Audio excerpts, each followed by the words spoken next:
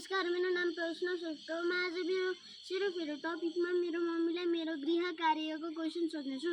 Mummy answer भनिदिनु होला। बडा दसैँ किन भनेको?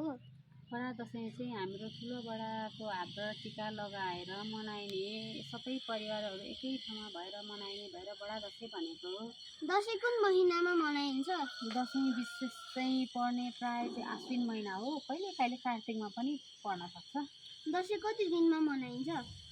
दसैँ चाहिँ मेन 15 दिनको हो, तर हाम्रो नेपालमा चाहिँ 4 दिन चाहिँ फुलपातीदेखि विजय दशमीसम्म चाहिँ मनाइन्छ। दसैँमा मुख्य गरी कुन देवीको पूजा गरिन्छ? दसैँमा मुख्य गरेर भगवानी दुर्गा भगवानीको पूजा गरिन्छ। दसैँमा बजाइने धुनलाई के भनिन्छ? मङ्गलम धुन।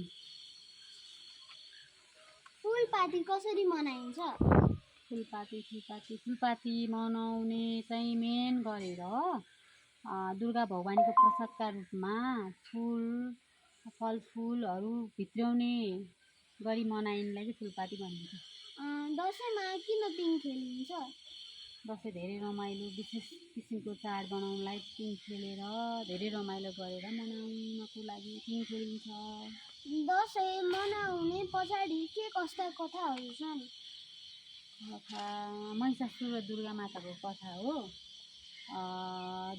महिषासुरले चाहिँ पृथ्वी र स्वर्गमा धेरै आतङ्क मचाएर भगवानहरूलाई मान्छेहरूलाई धेरै दुःख दिनुभयो अरे।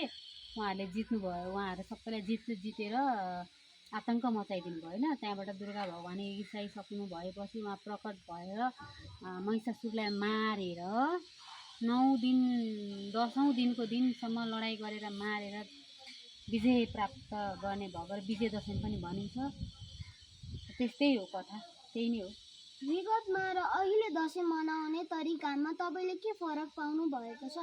फरक त छ छोरो अलिअलि। पहिलाको दसैँमा सबजना गाउँबाट काठमाडौँबाट गाउँ गएर सबै परिवार भेला भएर मनाइन्थ्यो भने अहिले त्यो सबै परिवारहरू समयमा पुग्नुहुन्न। अनि पिङहरू खेलिन्थ्यो, रमाइलो हुन्थ्यो गाउँमा। अहिले सबै आफ्नै तरिकाले हिँड्ने भएर पहिलाभन्दा अलिकति आधुनिक भएको देखिएको छ, अलिअलि नरमाइलो पनि लागेको छ। हुन्छ, धन्यवाद।